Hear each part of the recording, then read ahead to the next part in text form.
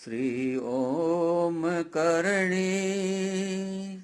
श्री ओम करणी, श्री ओम करणी, श्री ओम करणी। नमस्कार। माताजी की ख्याति दिनों दिन बढ़ती जा रही थी। दूर दूर से भक्त लोग दर्शनों के लिए आते थे। अधिकांश लोग तो कुछ मनोतियां लेके आते थे, संकट निवारण के लिए आते थे। ये संसार है, यहाँ संकट ही संकट से मानव घिरा रहता है। और माताजी के पास जब आते थे तो माताजी को कहना भी आवश्यक नहीं होता, उसको शांति मिलती थी। ऐसा लगता था कि जैसे उसका संकट तो माताजी ने आते ही हर लिया है। जो व्यक्ति जितना निर्मल हृदय होता, उसका संकट माताजी उतने ही तेजी से हर लेती थी। चाहे वह भूरा हो, चाहे वह सांपू हो, चाहे कोई हो। जैसे जैसे भक्तों की भीड़ बढ़ी, एक कुआं अपर्याप्त रहा। देपासर पानी का अभाव महसूस किया जाने लगा तो माताजी ने एक कुआं और खुदवा दिया। उस कुएं का नाम रखा गया कर्णेसर। वह कुआं चंद दिनों पहले तक भी पानी गांव को पिलाता था। इतना पानी होता था, इतना मीठा पानी, इतना बढ़िया पानी। यहाँ के लोगों की मान्यता है कि कोई गंगा की सीर नीचे से जा रही है और यह कुआं उससे जुड़ा हुआ है। देपासर तो कभी का सूख साख गया, लेकिन इसका पानी अभी कुछ वर्षों पहले तक पूरे गांव को सप्लाई होता था और सारा गांव तृप्त होता था। अब कुछ समय से नहर का पानी गांव में आ गया। ज्यादा समय नहीं हुआ, साल डेढ़ साल ही हुआ है। अब गांव को नहर का पानी मिलने लग गया। पहले कर्णेसर का पानी ही गांव के लिए अमृत के समान गांव को मिलता था। उसका गांव का पोषण होता था। वह माँ का प्रसाद था, वह गंगाजल था। उससे लोगों को पता नहीं है, लेकिन मेरा व्यक्तिगत अनुभव है, बीमारियां ठीक होती थी अपने आप।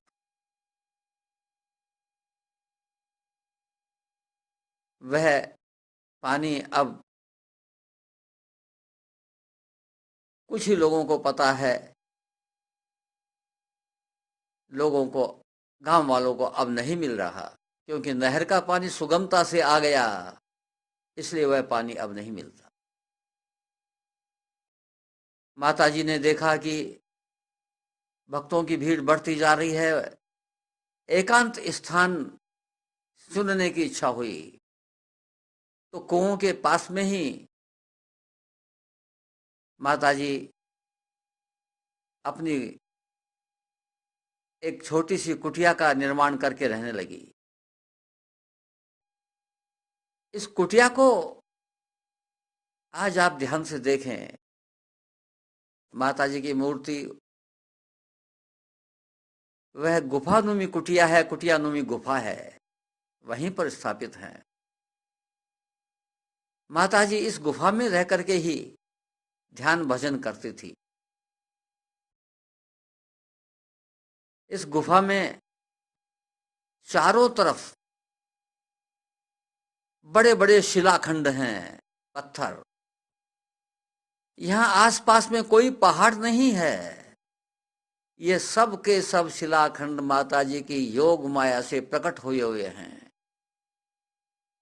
माता जी की योग शक्ति के दर्शन करने हो तो इसी भाव से शिलाखंडों के दर्शन करिए। अनगढ़त शिलाखंड हैं, उनको कोई गढ़ा नहीं गया, एक के ऊपर ऐसे ही एक रखा हुआ है। न कोई गारा है, न कोई मिट्टी है, न कोई चूना है, न कोई सीमेंट। सीमेंट तो उस जमाने में कहाँ होती।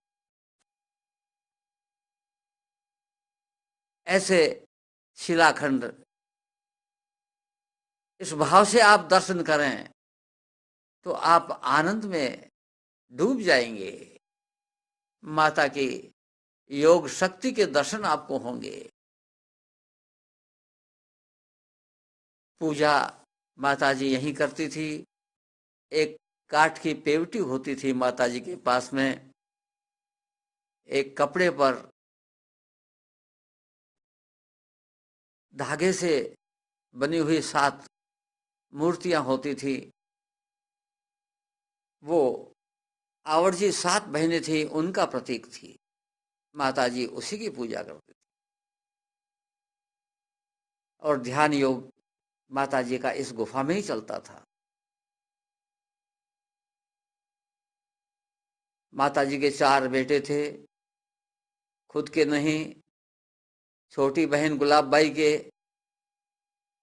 जो पुत्र हुए वो माता जी के ही पुत्र कहलाए। गुलाबबाई का नाम तो बहुत कम लोग जानते हैं।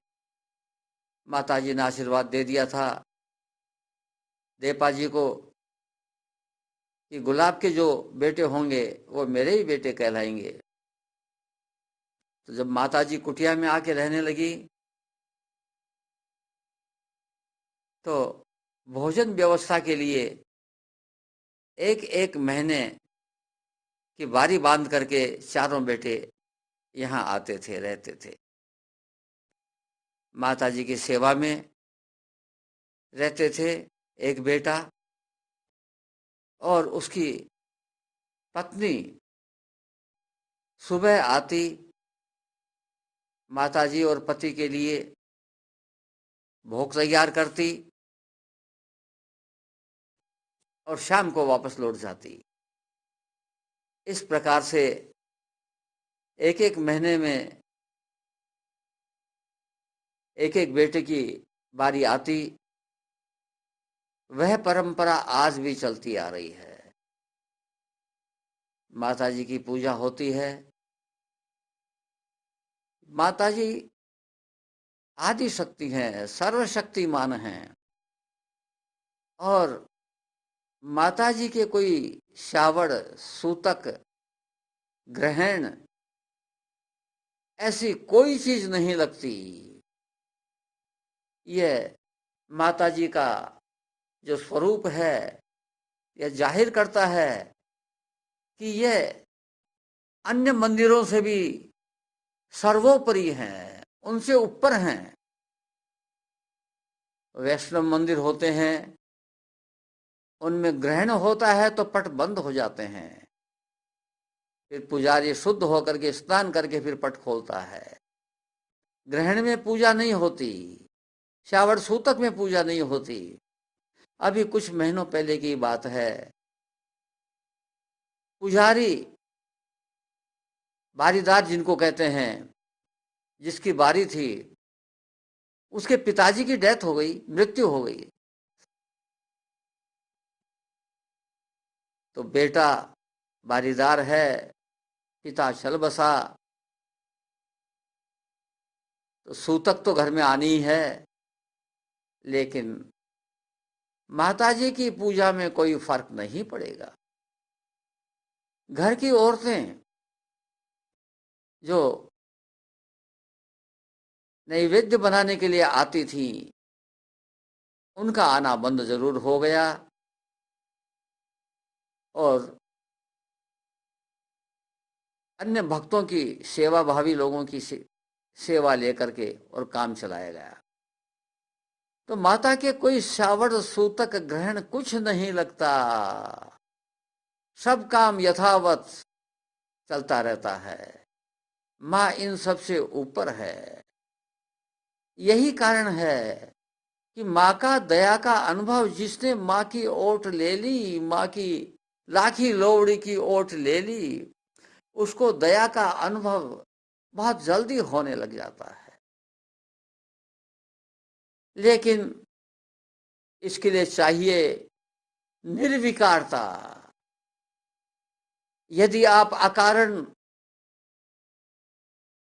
धर्माचरण से दूर रहते हैं तो भाई माँ की कृपा का अनुभव आपको नहीं हो पाएगा। धर्माचरण के 4 अंग हैं। सत्य बोलना, आपकी आदत ही झूठ बोलने की है अथवा झूठ बोलने से आपको परहेज नहीं है, तो आप धर्माचरण का एक अंग आपका कमजोर हो गया। आप जब तक तो खूब करते हैं, उसका प्रचार भी करते हैं, लोगों को शिक्षा भी देते हैं, लोग आपसे ग्रहण भी करते हैं बातें। यह बहुत अच्छी स्थिति है। जितना भक्ति का प्रचार आप करेंगे वो सब भक्ति आपके खाते में जमा होती है। लेकिन सावधानी यह बरतनी है कि धर्म के दूसरे चरण आपके कमजोर न पड़ जाएं। दान देना है। सबसे ज्यादा प्यारी माँ को गायें थी, भगवान कृष्ण को गायें थी, खुद चराते थे गायें, माँ खुद चराती थी गायें। तो गायों की सेवा का नित्य निरंतर नियम होना चाहिए और वो भी सामर्थ्य के अनुरूप होना चाहिए। ऐसा नहीं कि साहब हम तो गाय को रोजाना 1 रोटी खिला देते हैं। आमदनी आपकी 1 लाख 1.5 लाख रुपया पर मंथ और 1 रोटी गाय को खिलाते हैं। बड़ा एहसान करते हो भाई, गौ सेवा हो गई आपकी।